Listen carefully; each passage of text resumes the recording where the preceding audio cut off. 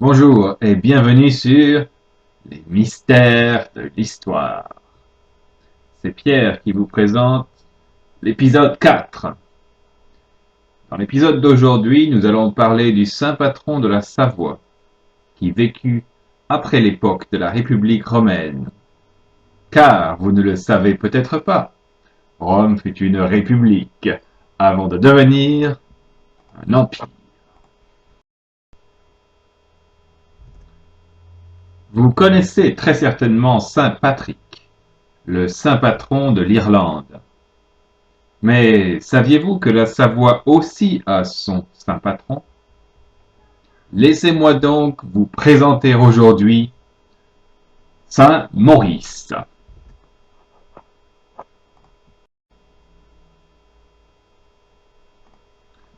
Mauritius, ou plus fidèlement traduit du latin peut-être par le mauresque, est né à Thèbes en 250 de l'ère commune, ancienne capitale politique et religieuse de la Haute-Égypte.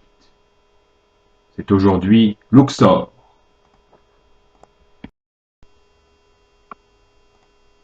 Je l'imagine grandir dans la ville des prêtres d'Amun, où celui qui choisit autrefois de s'appeler Akhenaton découvrit le monothéisme, à la suite de la disparition de son frère, Thoutmôsis, prince d'Égypte. Non loin de la vallée des rois et de la vallée des reines, il est chrétien. Maurice est chrétien. Il est aussi soldat de l'armée impériale romaine. Il commande une légion romaine en Haute-Égypte pour l'empereur Dioclétien. L'Auguste de l'Ouest Maximien fait face à une nouvelle révolte gauloise dans la région de Lugdunum. Souvenez-vous de notre épisode 3. Il ordonne le transfert de la légion thébaine vers la Gaule et les Alpes.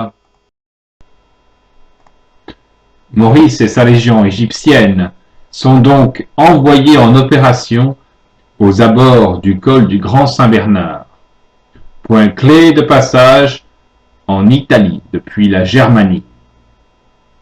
Hélas, les soldats refusent tous de vénérer l'empereur comme un dieu. Comme chrétiens coptes, ils vénèrent le Dieu unique de la Bible. De plus, ils n'obéissent pas à l'ordre de massacrer les Magodes, rebelles d'Helvétie, parmi lesquels se trouve grand nombre de leurs coreligionnaires. La réplique romaine est terrible. La légion thébaine est d'abord décimée. Un soldat sur 10 est exécuté.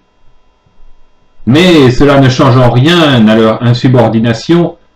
Les milliers d'hommes chrétiens composant exclusivement cette unité militaire venue en Gaule de la lointaine terre d'Égypte sont alors tous exterminés en martyrs à Agaunum.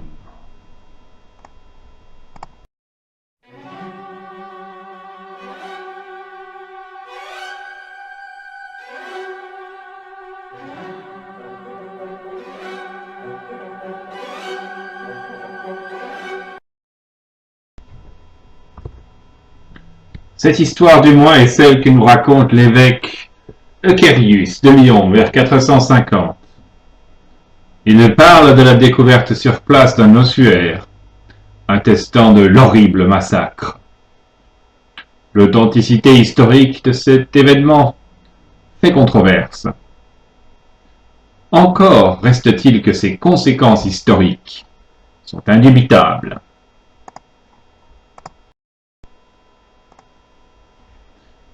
En 515, le roi burgonde Sigismond fait ériger l'abbaye de Saint-Maurice à Gaule. C'est alors le plus grand centre spirituel chrétien du côté nord des Alpes. L'abbaye existe toujours aujourd'hui et Wikipédia la qualifie de plus ancien établissement monastique d'Occident chrétien toujours en activité. Elle fut inaugurée par saint Avis, évêque de Vienne, dont l'homélie rendit hommage aux martyrs de la Légion thébaine. Dès les origines, la liturgie inclut une psalmodie perpétuelle, laus perennis en latin ecclésiastique, pratique inventée à Constantinople et dont c'est la première introduction en Occident. Les moines ont chanté les louanges de Dieu jour et nuit, sans interruption, pendant 500 années. Reste enfin pour moi à noter pêle-mêle que l'abbaye de Saint-Maurice était l'abbaye principale du royaume burgonde. Une incursion sarrasine au Xe siècle, en provenance de la place de Fraxinetum, aujourd'hui la gare de Fresnay près de Saint-Tropez, vit s'installer un poste de contrôle mort aux alentours du col du Saint-Bernard, dans les parages de l'abbaye.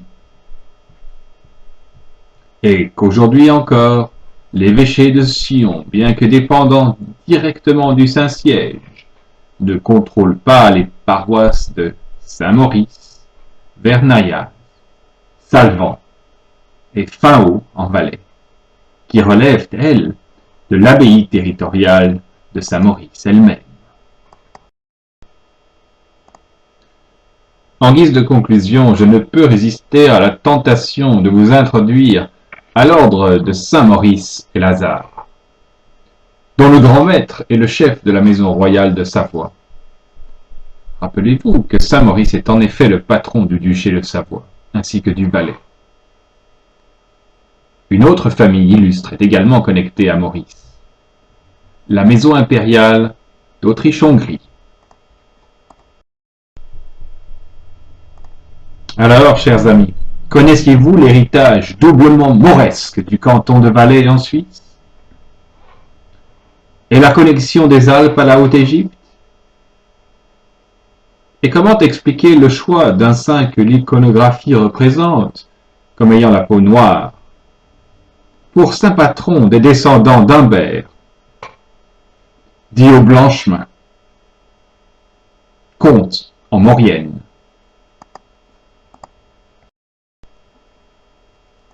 En attendant, j'espère vous avoir un peu intrigué, et je vous invite à me rejoindre bientôt pour de nouvelles découvertes, de nouveaux mystères. Ceci n'est que le début.